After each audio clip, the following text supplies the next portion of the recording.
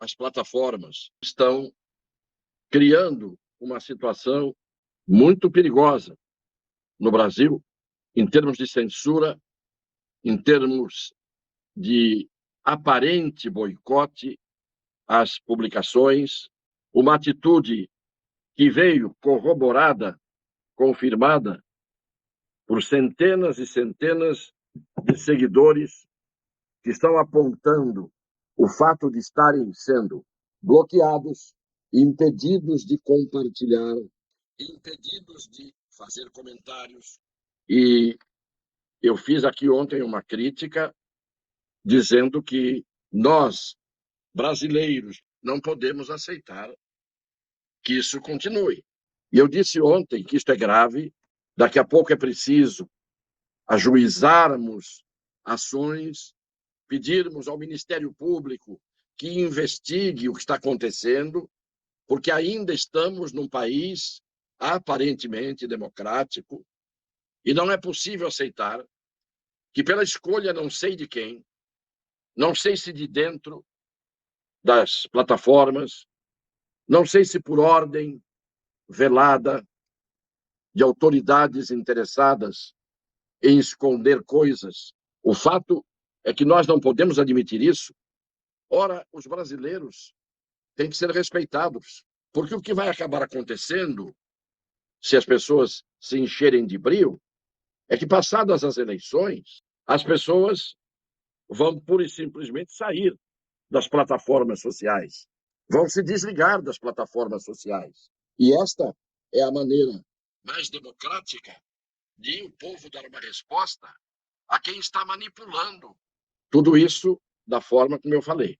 O ataque que está sendo feito, esse tipo de censura, esse tipo de corte, esse tipo de restrição às pessoas é um ataque à democracia, é um ataque ao direito, é um ataque ao direito do consumidor que paga a plataforma, e a plataforma não pode fazer isto como se estivesse a debochar dos consumidores que a sustentam.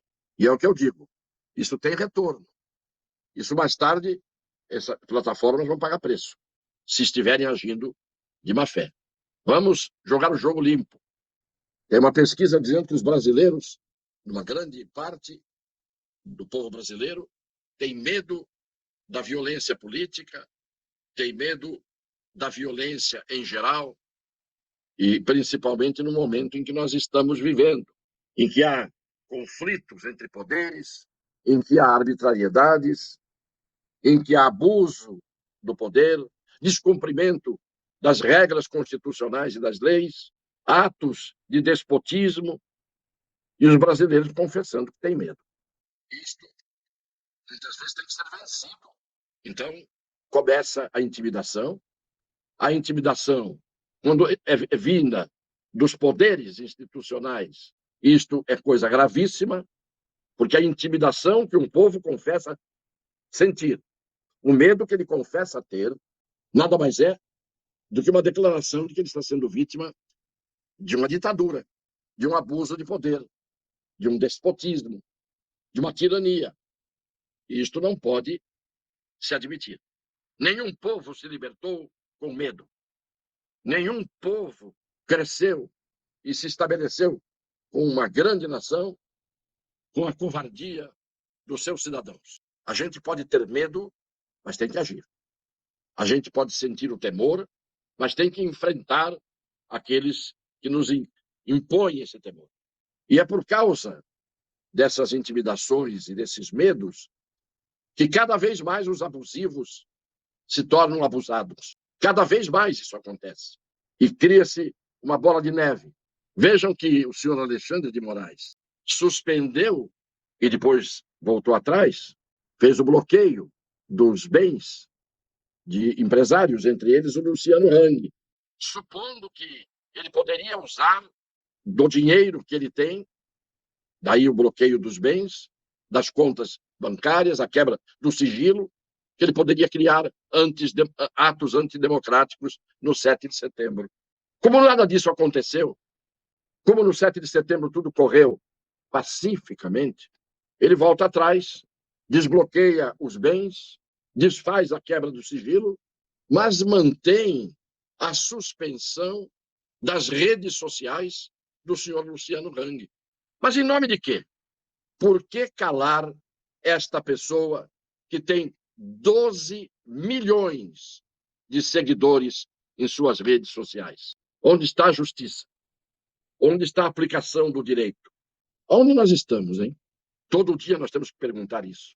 Já ficou até ridículo. Onde nós estamos? Estamos no Brasil. E o Brasil é isso. O Brasil é essa contradição entre o direito e o torto, em que o torto prevalece sobre o direito. Nunca houve um país com tantas faculdades de direito como tem o Brasil. E nunca vi tanto silêncio dos estudantes de direito, dos professores, dos advogados, da Ordem dos Advogados, do Ministério Público, da própria magistratura, ressalvadas as exceções. Nunca vi tanta omissão. É o tal medo? Estão na estatística dos que têm medo? Faz bem quando a gente enfrenta aquilo que nos causa medo. Finalmente, eu quero um trecho do direito de resposta que a CNN deu ao senhor Sérgio Moro, por quem eu não morro de amores, e já disse muitas vezes isso, porque fez uma lava-jato que poderia ser muito mais útil ao Brasil, embora tenha sido, porque pegou as quadrilhas, pegou os bandidos, tudo isso foi feito. Mas podia ter sido feito menos no interesse também da vaidade do senhor Sérgio Moro e das ambições dele. Mas o fato é que ele fez as duas coisas. Pôs a sua vaidade na vitrine, mas fez a tarefa de produzir provas dos escândalos de corrupção que hoje muita gente tem o desplante de querer negar. Então, o ex-presidente Luiz Inácio da Silva chamou o Moro de pilantra num pronunciamento que fez, porque é o que ele tem feito nos pronunciamentos, xingar as pessoas, acusar as pessoas. Pois bem, o Moro foi ofendido e deram-lhe o direito de resposta, que está na lei. E ele disse isso. Deixar muito claramente aqui, inicialmente, é que o ex-presidente Lula mente, ele está sendo mentiroso. Porque, primeiro, ele não foi absolvido e nem inocentado. Isso é muito claro. Eu proferi uma sentença contra ele, como juiz, aplicando a lei, e o condenei por corrupção e lavagem. Outra mentira dele, ele coloca como se tivesse sido eu apenas que tenha praticado esse ato. Mas a minha sentença foi confirmada pelo tribunal em Porto Alegre, por outros 3 magistrados. Depois, essa decisão foi confirmada de novo em Brasília pelo STJ, por outros 5 magistrados. Então não fui eu apenas, foram vários juízes que o condenaram, que viram as provas e o reputaram culpado. Depois houve anulação, 3 anos depois, pelo Supremo Tribunal Federal, num julgamento que eu reputo um grande erro judiciário do Supremo Tribunal Federal, mas ainda assim o próprio Supremo Tribunal Federal jamais disse que o presidente era inocente ou absolveu no mérito das acusações.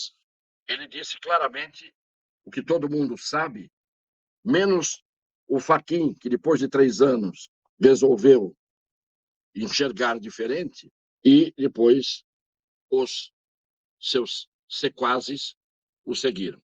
Houve uma condenação em primeira instância. Houve uma confirmação da sentença condenatória por 3 desembargadores do Tribunal Federal Regional. Foi para a terceira, vamos chamar assim, instância, que é o Superior Tribunal de Justiça, onde 5 ministros, unanimidade. Então, a condenação aconteceu no primeiro, no segundo e no terceiro degraus. E durante este andamento do processo, vários recursos iam e voltavam no Supremo Tribunal Federal, que nunca viu nulidade nenhuma. E depois, num momento oportuno para quem foi alvo beneficiado da oportunidade, veio o Fachin, anula, e depois a gente sabe que ali é uma coisa só. A decisão de um é a decisão de todos, menos do Marco Aurélio, que normalmente sempre divergia quando havia absurdos, como no caso do inquérito do fim do mundo, em que ele deu esse nome ao inquérito, porque Estava tudo errado e está tudo errado. Mas vem o Moro, chamado de pilantra, que ele condenou, e tiveram que dar o direito de resposta, porque esclareceu, porque o réu disse: eu fui inocentado e absolvido pelo Supremo. Não, ele não foi nem inocentado, nem absolvido em Supremo nenhum. Anularam o processo. Ninguém viu isso.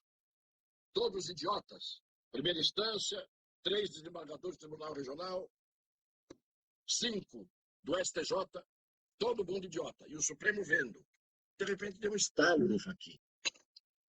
E a gente sabe quem é que pôs o Fachin no Supremo e o que é que o Fachin fazia antes de ir para o Supremo.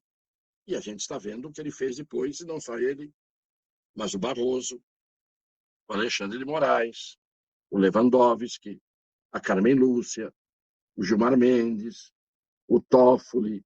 Então, é isso. A resposta do Moro esclarece algo que para muita gente não tem importância nenhuma. Não importa se o réu foi condenado nas 3 instâncias e não importa que ele não esteja absolvido e nem foi inocentado. Tem muita gente que não dá a menor bola para isso. Vota-se pela ideologia, vota-se pela escolha do partido, vota-se desta forma e muita gente vota nas urnas também com esse tipo de mentalidade. Lamentavelmente, depois as pessoas se queixam. As pessoas se arrependem depois que votam. O arrependimento é tardio e é inútil, porque já está eleito. Tem que pensar antes. E não depois de constatar que votou mal, dizer votei mal.